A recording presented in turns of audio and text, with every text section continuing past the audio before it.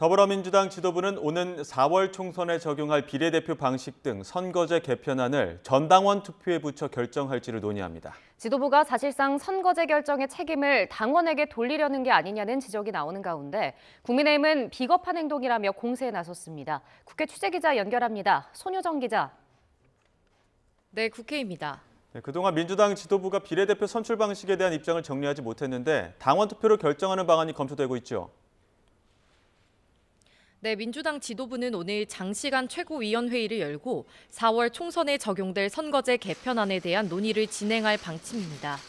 비례대표를 지금의 준연동형 비례제로 뽑아야 한다는 주장과 여당과 협상 가능성이 있는 권역별 병립형 비례대표제를 선택해야 한다는 주장을 놓고 의견을 주고받을 것으로 보입니다. 일찌감치 병립형 비례대표제로 입장을 정한 국민의힘과 달리 민주당 지도부는 비례대표 선출 방식에 대한 결정을 계속 미뤄왔는데요. 이 결정을 당원들에게 묻는 전당원 투표에 대한 논의도 이뤄질 것으로 전해졌습니다. 전당원 투표 여부를 논의한다는 사실이 알려지자 당 안팎에선 사실상 지도부가 당원들에게 결정을 미루며 책임을 회피한다는 지적이 제기됐는데요. 이에 홍익표 원내대표는 오늘 SBS 라디오에서 전당원 투표를 꼭 하겠다는 건 아니라고 선을 그었습니다.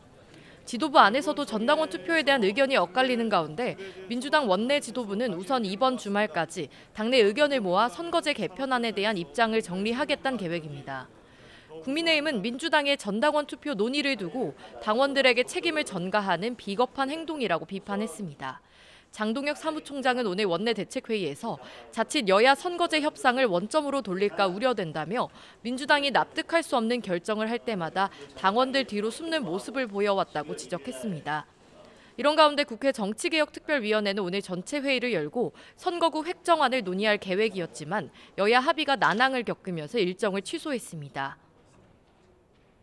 네, 이런 가운데 어제 결국 합의가 무산된 중대재해처벌법 유예안을 두고는 국민의힘이 민주당의 책임론을 부각하고 있죠.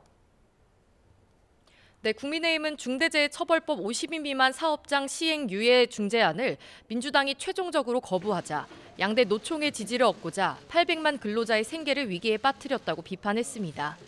윤지혁 원내대표는 오늘 원내대책회의에서 할 수 있는 모든 양보를 했지만 민주당이 거부했다며 중대재해처벌법이 그대로 확대 시행되면서 중소기업인과 영세 상공인이 모두 잠재적인 범죄자가 될 처지라고 맹공했습니다. 하지만 민주당의 태도 변화를 촉구하며 추가 협상 가능성을 열어뒀는데요. 반면 민주당은 여당이 제시한 산업안전보건청 제안은 사실상 유명무실한 내용이었다며 법안이 이미 시행됐는데 다시 유예하는 게 맞지 않는다는 입장입니다. 앞으로 2월 임시국회에서 극적 타결 가능성이 없진 않지만 양측의 의견이 워낙 커서 전망이 밝진 않습니다. 이런 가운데 국민의힘과 정부는 오늘 오후 국회에서 쌀값 안정 대책을 논의하기 위한 당정 협의회를 엽니다.